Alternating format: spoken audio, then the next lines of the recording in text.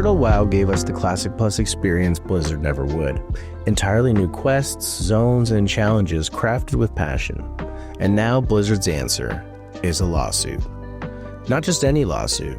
They're accusing the TurtleWoW team of piracy, copyright infringement, and even racketeering. Blizzard is even reaching as far as trying to obtain all the custom content added by the TWoW devs. Today, we're going to dive into TurtleWoW itself and why the community loves it, and why this lawsuit is one of the most cynical and immoral acts Blizzard has ever committed.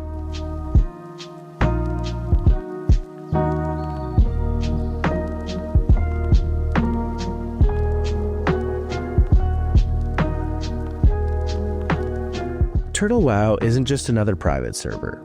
Launched in 2018, it's set out to answer the community's call for Classic Plus. It's slower, more immersive, and packed with custom content that feels all like it belongs in Azeroth, except the playable High Elves. That's a controversial one. There's so many new features and custom content, it would take forever to cover it all. But to highlight some of the big and glaring additions, there's over 2,000 new quests, all new dungeons and zones like Gilneas, Baelor, Tel Abyss, and the Grim Reaches, each crafted with love and authenticity to the vanilla experience of Azeroth. New characters can participate in leveling challenge modes like Hardcore, War Mode, actually they just got rid of that one, Level 1 Lunatics, and a few others. There's also racial tweaks, RP-friendly mechanics, mostly subtle, albeit some not-so-subtle quality of life additions.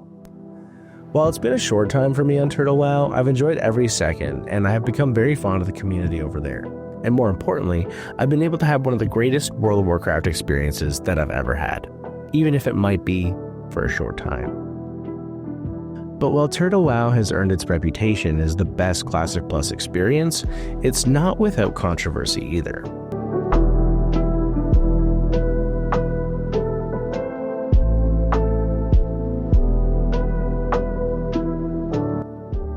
Even within the private server scene, TurtleWoW has its critics. First and foremost, the main source of skepticism in regards to TurtleWoW centers around its creator and main admin, Torda, or, who some believe, Shenna. To the uninitiated, Shenna has an extensive, sordid history with WoW private servers. Most of this conspiracy theory is unsubstantiated, but there is a collection of evidence that really supports this idea.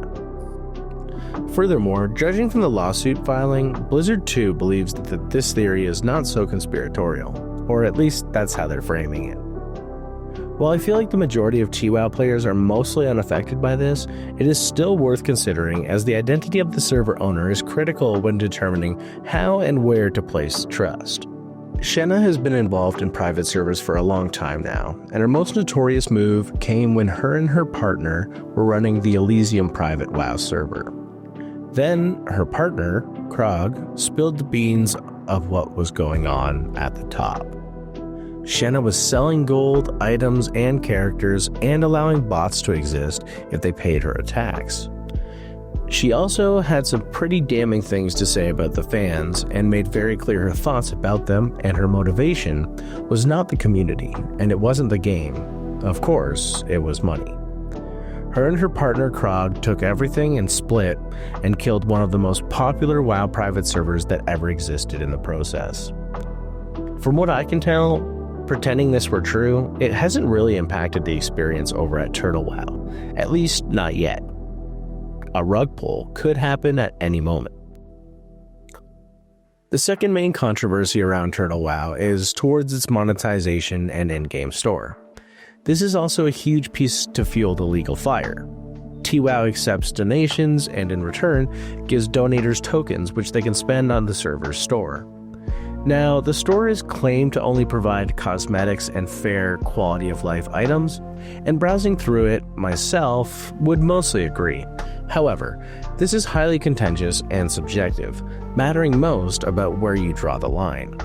Cosmetics are whatever and they're pretty obvious, but looking at the quality of life stuff, it does definitely have a significant impact on the gameplay, and many would argue morphs or corrupts the vanilla WoW game philosophy.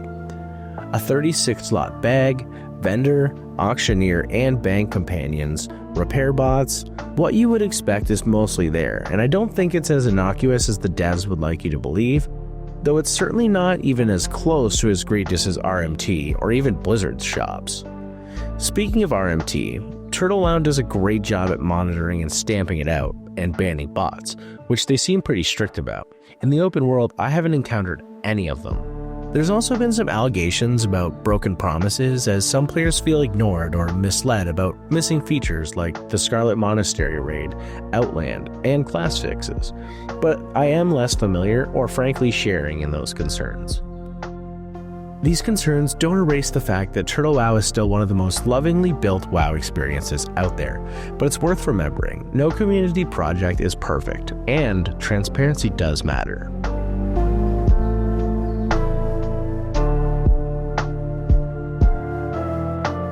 And then there's Blizzard. This isn't just about one lawsuit, it's a pattern. First, it was Nostalrius who, as you ought to know, shut down their servers willingly after Blizzard's lawyers served them with a cease and desist order. But important to note here is that Blizzard lied to the devs at Nostalrius, suggesting they would either be hired or, at minimum, consulted regarding Blizz's own classic servers. And of course, no Nostalrius people ever went on to work at Blizzard, being confirmed by a Blizzard developer. I will be fair though, there was one meeting where the Nostalrius team presented an 80-page document to Blizzard detailing their development process, community feedback, and the technical challenges they faced. But let's be real. I'm surprised the arrogant pricks at Blizzard even went this far with the formality they knew was going to make absolutely no difference in what Blizzard would do.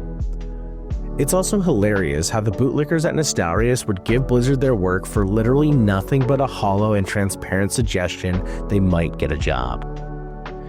At the least, Blizzard saved some pennies and everyone else got shafted. Carrying on the trend with players in private WoW communities proving the financial efficacy of Blizzard's own game was WoW Classic Hardcore. What began as a private website, an add-on, and a passionate community quickly spiraled into another excuse for Blizzard to print cash. It is important to note that all of the historical clashes between Blizzard and the private scene, WoW Hardcore is definitely the most acceptable and least egregious. I serve this example more so to hammer on the fact that Blizzard is not on the pulse of the players the way the private community is. The final example of Blizzard's blatant disregard for and mishandling of its masterpiece World of Warcraft is their first attempt at Classic Plus with Season of Discovery. Season of Discovery was, well, shallow, and more importantly, too little, too late. I won't lie and say I didn't have any fun with it, but it got stale quickly each phase, and the endgame was unbalanced as hell, which was quite frustrating. There's also the fact that comparatively, the changes in Season of Discovery were pale in comparison to TurtleWoW. As if ruining such a cultural masterpiece like World of Warcraft wasn't bad enough, of course it gets worse, and perhaps the most problematic issue with Blizzard ultimately rests with the company's actions over the past 15-ish years, as well as the toxic workplace they have fostered for perhaps an even longer time. Let's go through the laundry list of Blizzard's transgressions real quick. Kicking it off with the toxicity at Blizzard and the workplaces they keep, the primary source that demonstrates Blizzard's horrendous workplace and culture is from a lawsuit back in 2021 brought to Activision Blizzard by the California Department of Fair Employment and Housing. This is where the infamous cube crawl example comes from, where it's alleged that senior employees would go around from cubicle to cubicle, drinking heavily and making inappropriate advances and physically touching female employees. During the infamous BlizzCon 2013, one senior employee's hotel room was nicknamed the Bill Cosby Suite due to his reputation for harassing women. This was actually, ironically, the same BlizzCon where J. Allen Brack infamously said, "You think you do, but you don't." There was also the tragic incident regarding a female employee who reportedly died of suicide during a business trip after suffering intense sexual harassment when other employees shared nude photos of her at a Blizzard holiday party. This single lawsuit revealed a disgusting amount of evidence and issues at Activision Blizzard, ultimately costing the company $54 million in a settlement without any admission of wrongdoing. How convenient. This also cascaded into a separate, federal, class action lawsuit from Blizzard shareholders, which likely did some more damage. 2 years before the revelatory harassment lawsuit and allegations, there was the whole Blitzchung controversy. At the Hearthstone Grandmasters 2019 Season 2 tournament, pro Hearthstone player Blitzchung was being interviewed by the streamcasters. During the interview, the esports player donned a mask and voiced his support for the 2019-2020 Hong Kong pro-democracy protests, and the stream was shortly cut off thereafter. The response from Blizzard was swift and severe. Blitzchung received a ban from that current tournament and subsequent tournaments for 1 year. He would also forfeit any prize money he had earned up until that point, which was about $4,000. This was a pretty big deal at the time and directly shows Blizzard's motivations and intent to make money. I believe they responded like this simply to nestle up to China so they could continue to operate smoothly in their markets. Of course, the irony in that is that in 2023, Blizzard would suffer huge losses in the Chinese market when NetEase and Blizzard expired their long-standing licensing agreement. To be fair though, a new licensing deal was announced in April 2024 and should see Blizzard's games returning to China. To add onto the pile of hurt is the development and release of Warcraft 3 Reforged. What an absolute travesty. Blizzard completely fumbled and royally fucked the easy win that was a remaster of Warcraft 3 and its expansion, The Frozen Throne. Fans were teased at BlizzCon 2018 with a reveal trailer showcasing high-quality cutscenes for the campaign. It showed overhauled visuals, new camera angles, dialogue, and more. It looked like a brand new game in a way. But when release rolled around, it was all a lie, and none of that was really there. They slapped on some newer and subpar models with some textures, upscaled the cinematics a bit, and called it a fucking day. By some deranged fate of corporate stupidity, they even borked the original version of Warcraft 3 by forcing all new players to their new launcher and play on new servers, which also broke the previous Battle.net servers that were for the multiplayer mode. This remaster was also equipped with a new end-user license agreement that stated to those who signed that all user-created content now belonged to Blizzard. All of this was because of their resentment for the defense of the Ancients. Warcraft 3 Reforged was an absolute betrayal.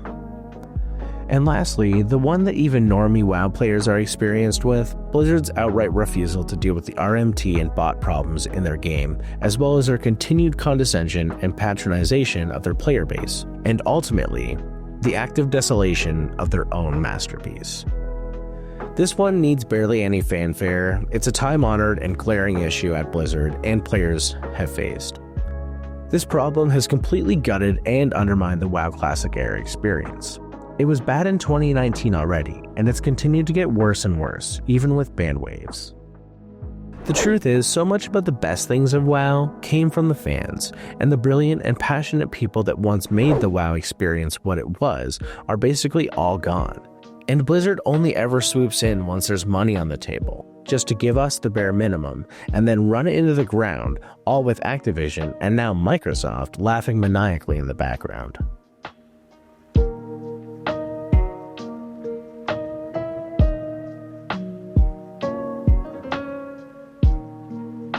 Let's break down what Blizzard is actually accusing TurtleWoW of and explore this lawsuit filing. Right out the gate, as you should already know, I am not a lawyer, but instead a highly passionate WoW fan full of shit takes and biases, but let's try to be as objective as we can here. Most obviously, this suit centers around alleged copyright infringement and illegal use of Blizzard's intellectual property.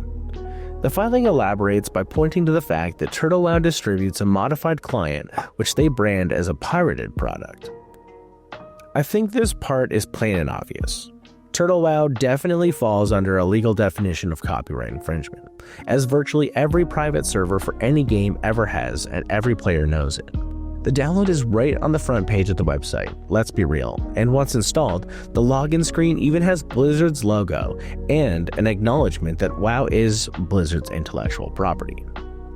This is legally indefensible from my opinion, and yes, it's more nuanced as we'll get into, but when it comes to the client and copyright infringement, I think we all know what's up, whether we're happy about it or not. Blizzard created and owns World of Warcraft. The lawsuit filing clearly demonstrates that Blizzard is not fucking around here. This is the not fucking around crew. So find me something that looks like a print so I can grab one of these assholes and shake their tree, because this not fucking around thing is about to go both ways. Whatever your opinions are about the whole thing, this is clearly a serious deal, especially in regards to the defendants named in the lawsuit. Blizz pulled out the Microsoft money for this one already, and have been working hard ratting around worse than a Tarkov player for all this information. The first named defendant is of course Torta, and it also says Shenna, at least confirming that Blizzard believes and can likely and hopefully support that theory I talked about earlier. I know it's kind of part of the deal, but naming defendants here is a classic dox, this time from a megacorp. Yeah, Blizz ain't fucking around this time. Among the others named is TurtleWoW's lead marketing guy, who is based in the United States, so at a minimum, he's probably getting fucked into oblivion, as well as a couple of devs from the Netherlands, who are insulated being that they're not in US jurisdiction, but they're not untouchable. There's another one too, who, to my understanding, is not even part of the official TurtleWoW team, and that's Shagu. I thought the poor bastard just made some add-ons, and even he himself said that he left the community a month ago. Again, Blizzard is really digging in with this one. Another huge kicker to the filing is that it also alleges a RICO conspiracy, accusing the team of being an organized criminal enterprise, which obviously in the eyes of Blizzard, they're criminals. It details some of the organizational setup, and I gotta say, it does look like this could be proven true. But there's a lot of layers here, and being the type of project TurtleWoW is, with a global team and community, it was never going to be cut and dry. The big fight between Blizzard and the private WoW servers will be fought outside the courtroom. It's an insanely interesting case.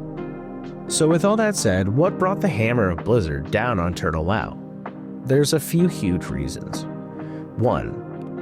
TurtleWoW accepts donations, as I've mentioned, and as far as they advertise, they have 500,000 active players, which is probably a hyperbole. But let's pretend it's true. And considering I've almost never seen bots around on TurtleWoW, most of them are legit players. That kind of money is far beyond what it costs to maintain the server. The team is conceivably drawing a decent amount of money from Blizzard. Not that any of the players on TurtleWoW, myself included, would go back to giving Blizzard their money. 2. This one I find among the most interesting developments in World of Warcraft history. TurtleWoW is recreating their pirated client in Unreal Engine 5. This is another big one. If TurtleWoW brings this to launch, not only is it significant to World of Warcraft and its players, it will make Blizzard look absolutely foolish if they pull it off. Not to mention, this makes it even harder for Blizzard to defend their IP, as they are legally required to do. 3. The team at TurtleWoW, probably with the go-ahead of that marketing guy, bought advertisements on YouTube among other bigger platforms. This one is totally self-inflicted. This drew a significant amount of attention. That's literally what it was supposed to do. And while maybe not intended, obviously this move would piss off the big Blizzard bear. It's so stupid, in fact, that there's a part of me that thinks this whole thing was manufactured. A way to draw in players and siphon some cash, all in before a rug pull. But that's just a part of me. The Shenna thing does make you wonder though. As far as the judgment goes, Blizzard is seeking over $100,000 for each piece of copyright infringed upon, which totals just over $1 million. They are of course seeking the shutdown of the TurtleWoW servers as well.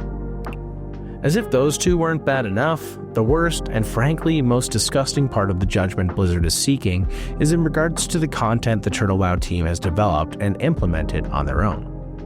Blizzard wants all the content and all the work that's been done on TWoW over the past 7 years.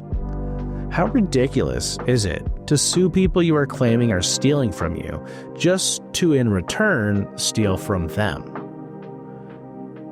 It's likely that Blizzard is making their own version of Classic Plus as we speak, and intends to use this content from TurtleWoW to offset development costs and jumpstart their competitive edge in the Classic Plus space.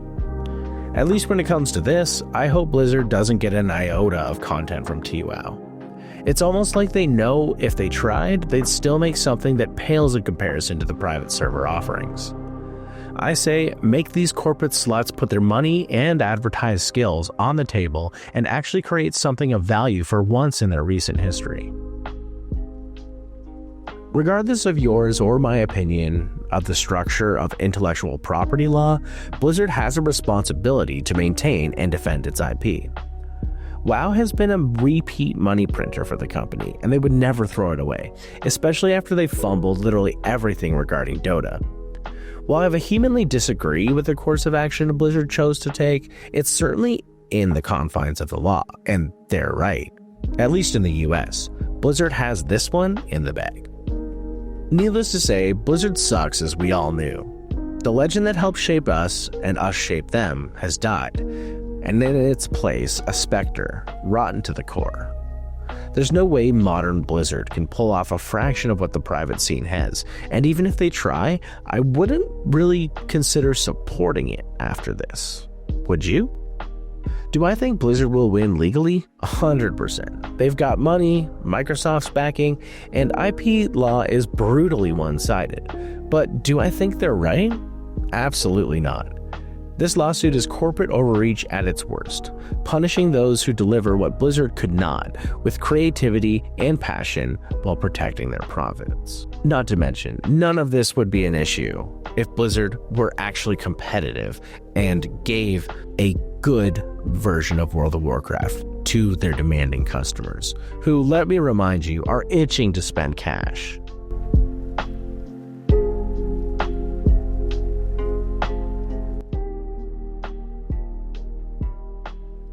Here's the thing, Blizzard didn't have to go nuclear. What grinds me so hard about all of this is that while I know Blizzard is gonna blizz, they 100% did not need to go about this whole thing the way that they are. In fact, their actions speak to further mishandling of their intellectual property, making dubious the claims that it's actually the private scene that's harming the property. Blizzard needs to take a cold hard look at their 20-year-old game and really ask themselves what the future should look like for the property and its fans and players. I mean, hell, it took them basically all these 20 years to add fucking DPS meters to the game. They even just put a one-click rotation button into retail, which was very polarizing. It feels like you either love it or hate it. Meanwhile, a handful of black market indie devs from around the world are working on bringing WoW Classic to Unreal Engine 5. What the absolute fuck is going on over there at Blizzard? Blizzard needs to transition the property into the next stage of its life cycle, and they have many options. They could work on a completely new World of Warcraft game, not an expansion, a whole new addition to the franchise. They could even adapt the property into some kind of platform like Roblox or Fortnite. Hell, what's stopping them from licensing out the property to passionate devs who they can work together with to curate fresh new Warcraft experiences? Or what about crowdsourcing development from the community where WoW content is pitched and voted on? I'm sure there's even potential for a framework like Steam Workshop where fans' projects get sanctioned and Blizzard gets their cut. My least ideal, but still better option than what we got, would be to hire the TurtleWoW devs at Blizzard to work on the game, considering they seem to know what the players really want far better than the suits at Blizzard. However, considering how Blizz played the Nestarius devs, I don't think it's likely, and there's definitely a more criminal element at play in this case. I'm not saying that these are the de facto ways to go, but seriously, Blizz can do so much more with a property like Warcraft, and all we got was that mid-movie and shit expansion after shit expansion of Blizzard destroying the lore and giving the bare minimum while the players sit on the sidelines watching Blizzard gouge everything and everyone that made Warcraft so great. This is actually very sad. But Blizzard doesn't think in terms of collaboration, community, or passion anymore.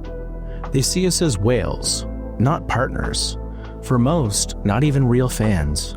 So instead of embracing TurtleWoW, they're dragging it through court.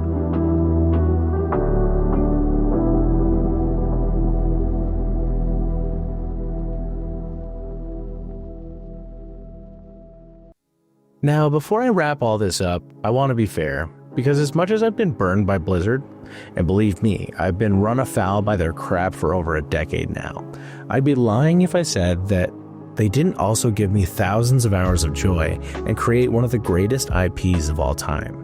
And I think a lot of players feel the same. World of Warcraft is still my favorite game of all time, a cultural milestone that shaped not only my gaming life, but an entire generation's. It's important and frankly necessary to give credit to the artists, designers, writers, and devs who poured themselves into Azeroth across 20 years. Even though Blizzard has basically lost the talent that shaped the game and the company, their work gave us friendships, stories, and memories that we'll carry forever. Blizzard deserves acknowledgement and some respect for building something so monumental in the first place. Here's the tricky part. I don't have faith in Blizzard anymore. I don't want them to try, honestly. I don't believe they'll deliver what I want from Warcraft again. But the second they did, if they truly did, I'd probably at least try it out. Because that's what this game means to me. It's that special. And that's why watching Blizzard mismanage it for so long is so damn painful. I'm not slamming the individual devs and artists. I'm slamming the corporate culture and leadership that pushed the company and the game down this path. So when I criticize Blizzard, it's not because I hate Warcraft, it's because I love it. I love what it was, what it could be, and what the community has proven it still can be. And instead of embracing that love, Blizzard is dragging its most passionate fans into court.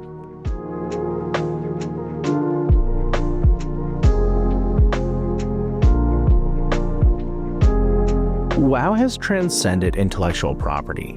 It's not just Blizzard's game, it's a cultural legacy. Millions of us grew up in Azeroth. It belongs to gaming history. And Blizzard's constant message is, if we can't monetize it and completely control it, you can't have it. That's not protecting art. That's suffocating it. Legally, Blizzard owns Warcraft. The code, the assets, the logos, it's theirs. I'm not disputing that, but here's the thing. After 20 years, World of Warcraft isn't just a product anymore, it's a cultural landmark. It's a piece of global gaming history. Azeroth belongs to more than just Blizzard.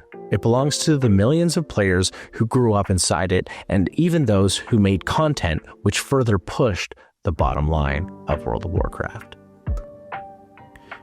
Nobody thinks of Doom as just id Software's. Nobody thinks of Mario as just Nintendo's. These worlds become larger than their corporate shells. WoW is the same, a shared memory space that transcends ownership, to some degree. World of Warcraft shaped friendships, communities, even careers. For 2 decades, it's been a digital homeland. That's not something you can fully copyright. That's something you steward. Blizzard may own Azeroth's code, but we, the players, own Azeroth's soul.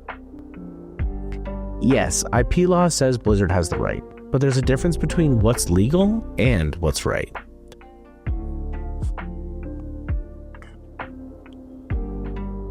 Maybe Blizzard wins the lawsuit, probably.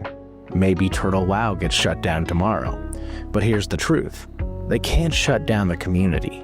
They can't erase the passion that rebuilt Azeroth when Blizzard abandoned it. And they can't stop Warcraft from being more than a product. It's a culture, a legacy, a world we made our own. Blizzard may own Warcraft's name, but the players will always own its future.